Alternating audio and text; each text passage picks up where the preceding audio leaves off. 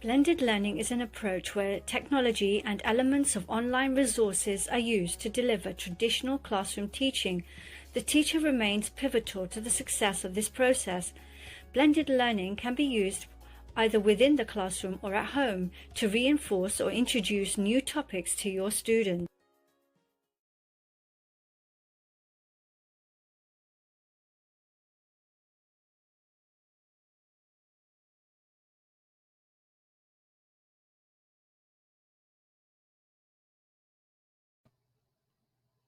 In this session, I will be looking at approaches to using elements of blended learning for use in plenaries. It's always important to ensure the right tools are selected for your audience, topic, and activity. I have used a number of different blended tools for my plenaries as a clear way to consolidate the learning that has taken place in the classroom. Plenaries for me are a really important tool and easily incorporated within your blended learning strategy. Remember, these plenaries can be used at any time within the lesson. They don't always have to be at the end of the lesson. Sometimes a plenary can take place mid-lesson, which is always a good thing to do, just to make sure that whatever topic or moment in your lesson you've completed, that some element of learning has taken place. For these type of sessions and plenaries, I tend to use really quick polls. You create your own quick poll, very quick survey, and set it up and put it out to the students. I like the idea of using polls as they come with analytical tools, which I will share with you in my next video, and how I use these tools to help me to either move on to my next stage of my lesson, or if the learning has taken place adequately, then I'm happy to just continue. I hope this has been helpful. As I stated earlier, the tools we choose may well be different for each lesson, and I hope to share with you how I blend different tools for stages of my plenary. For in my next video, I'm just going to quickly show you how I use two different tools for very quick polls within a lesson. So I'm just going to show you how I use SurveyMonkey and my Google form. I hope you find it useful.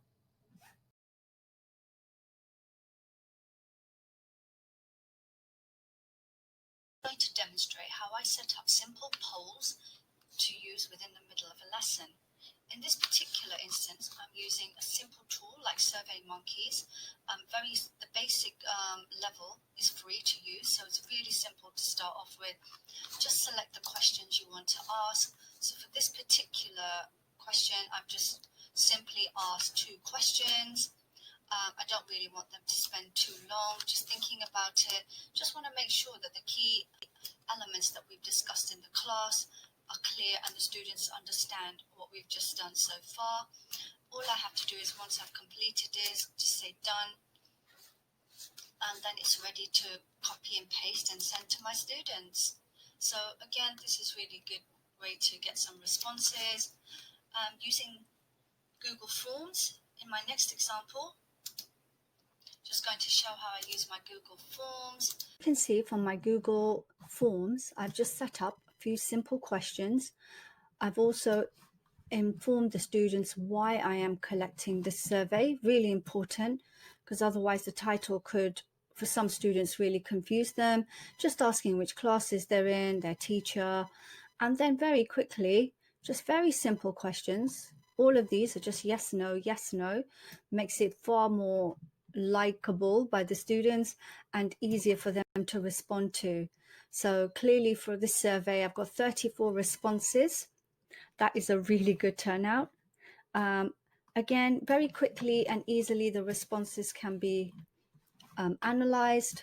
As you can see over here, just a very quick response. Which classes are you in? I can see which classes they've come from, what they're doing in the particular classes, and just see how they've responded to each one of the questions. From this, I can then decide what I wish to take further, or if I'm satisfied, then I'm going to just leave it as it is.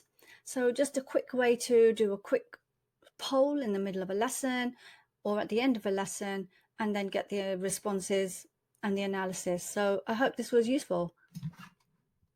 They're a great tool as they allow teachers to gauge the learning taking place. They also allow for students to work through the polls at their own pace we must realize that a lot of our learners have different learning abilities.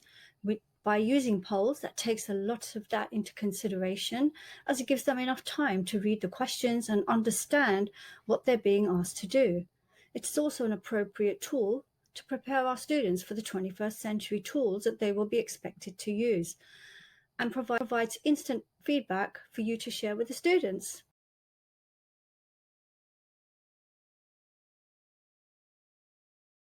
Quiz tools are a fantastic way to gauge learning at the end of a lesson. One of the ones that you can see on here is called Kahoot. The use of an online tool such as Kahoot can really transform the lesson, and certainly a tool loved by all the pupils. Every time we use Kahoot, the students get really excited, and the beauty of Kahoot is you can access a wealth of ready-made questions and resources and edit them as necessary. So simply, as you can see here, you can simply play this Kahoot that I've just set up, or you could go into it and edit it as many times as you like. And the beauty of this is, again, it can be used with so many groups of students and shared with other teachers within your departments. So as we can see, I've got lots of Kahoots I can choose from. So I change these as per use and whichever classes I need them to be used with. The other thing about Kahoot that I really, really like is the fact that it prepares a report for analysis, which again is really, really important. It helps the teacher to see which students have actually performed well in the quiz and how many students were not able to finish. So some of the students, this probably was a result of not a poor timing, and the students had to leave the lesson. Difficult questions, as you can see, great job. No one found any of the questions too challenging. So that is really good. That leads me to prepare in my next set of quizzes more challenging questions, because clearly the questions in this quiz were not challenging enough.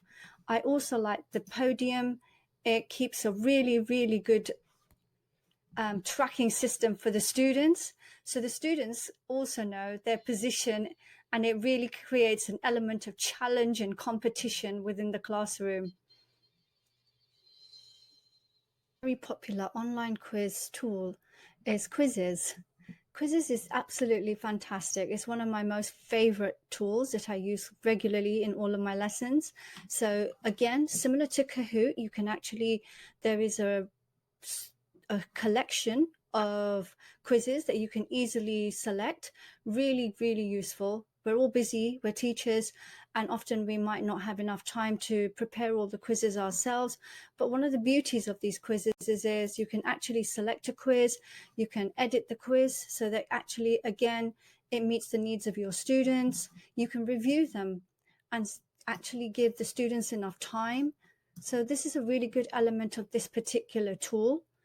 You can add images, everything to make it really user-friendly for your students. The other thing with this tool is the same, I can keep an eye, analysis, again, really, really important, instant analysis and feedback, which is really important for me as a teacher. I can share this with the students. With quizzes, you could even email the parents to say, well done, Alicia came first, fantastic effort, really good to share that with the parents. So here we are, this is really good. I can see the students who really need a bit more help. I can see over here the level of accuracy, the number of students who participated, and 3 students incomplete. Clearly they needed more time for this particular activity. Again, we have a leaderboard, really gets the students excited. They can actually view all this information. And this is, again, really, really important. Need to make sure that the students feel enthusiastic, engaged, and we're using the right tools with our students to achieve the outcomes that we hope to achieve. Allows you to review the questions so that the students have time. So building this in at the end of the lesson, you could even use this in the following lesson as a review, as a starter to say, like, let's review what we learned in our last lesson and moving on what we'd like to do. So really important that these tools are used appropriately, and really I feel that these tools can be embedded within a number of different platforms. So With quizzes, I can send them into my Google Classroom. That means they can be set as homework. So I can use this as a flipped lesson, which I will be doing in my next video. And then the students just simply click on the web or mobile link, depending on which tool they're using. And this will allow them to access the quiz and then move on to generate an analysis for me. And like I said, this is something I can discuss at the start of the next lesson. So it's a really good tool and a really good way to get the lesson and the students excited about their work.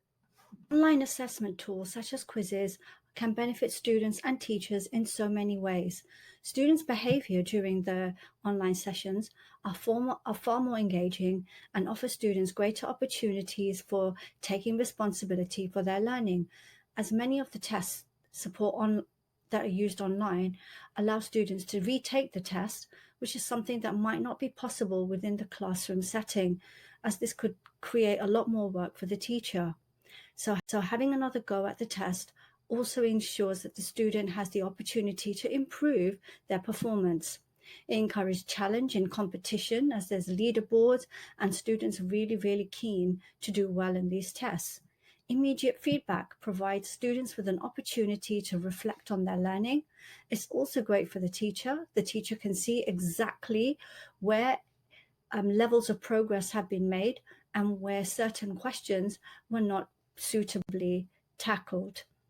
Allow students to interact with other students, as you can allow group or peer work, depending on the type of test, for those students who find these sort of questions a little more difficult.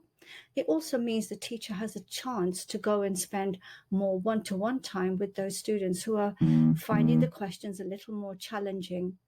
Can also work in groups, as I've just stated, and also when set as homework, can also be used as parental support mechanism. So I think quizzes are a great part of our blended learning strategy. To combine face-to-face with technology, students can use this tool during the lesson to provide feedback, work on a particular task with the teacher, or simply, as I will demonstrate in my next video, use this as a tool for my plenary. Students really enjoy coming and using the whiteboard. They enjoy interacting with the technology, and this can be a simple way for a teacher who may not be in a classroom with individual devices or computers. So this is the way that they can use the blended learning strategy. Another tool I use in my classroom is my interactive whiteboard. It's a fantastic way to end my lesson where I can actually showcase some of the students' work, get some of the students to come up and actually make some comments. So this is really, really a good idea and really simple activity, and again can form part of a blended learning activity. Students really enjoy coming up to the whiteboard and making a few comments and feeling that they've made a valuable contribution. I always make sure that I don't share the student's name so that students can be quite open and critical about the work. Again, it's about teaching them how to criticize someone's work in a fair and simple way. And again, we're teaching them skills for the 21st century. This software also comes included with a polling activity.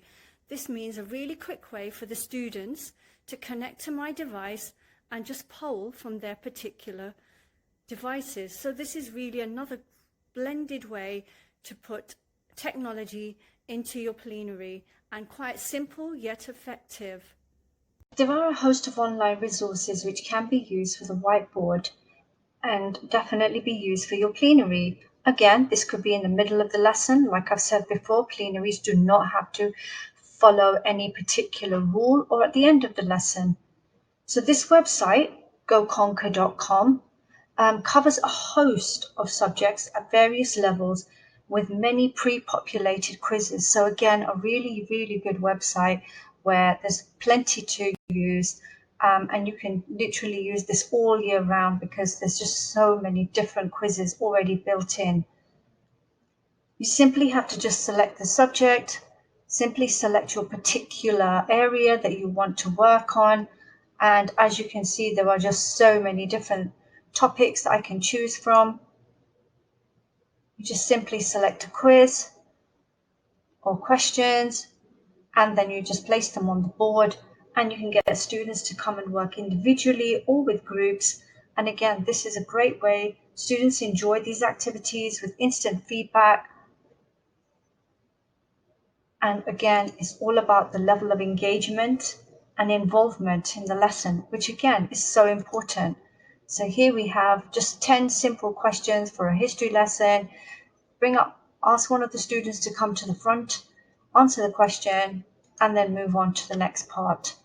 Also brings in elements of literacy, get the students to read out the questions. So there's so much here, as well as memory mastery.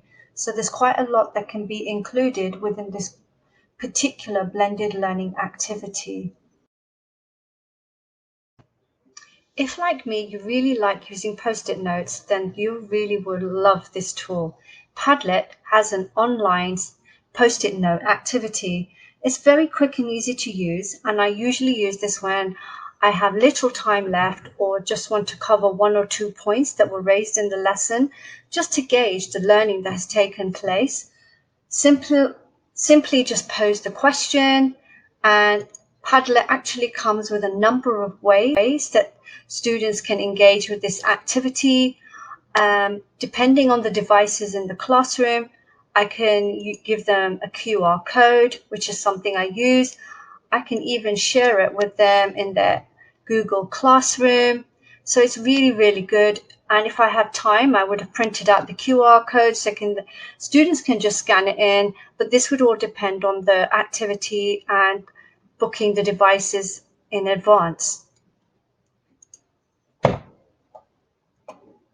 So this is how the students would engage. As you can see, each and every student in my class would then be able to post their learning notes onto my board, and then we can just view this as a class. A really quick activity and really a fantastic way to bring in an assortment of plenary activities for your blended learning strategy. It's take the challenge time again. So select a task from any of the ideas I've shown. Add an activity within your subject area, and very easy to modify any of the items in places like Kahoot and quizzes. Get the students to have a go. As you can see from my example, that is my screenshot from a student's mobile. And finally, an evaluation. I hope that you've been able to see the breadth of activities that can be used for simple and engaging plenary ideas. They are a brilliant way for organizing learning stages within the lesson, or simply used to end a lesson. I'm sure you'll agree. So do try some or all of them. Make sure your activities match the tools you have selected. Ensure you allocate appropriate time to complete the activities, as some students will require more time. Start off with a simple task and let this be the start of a new way of teaching and learning. Put those post-it notes away and use some blended learning tools instead. I hope you enjoyed this demonstration and video. Thank you for listening.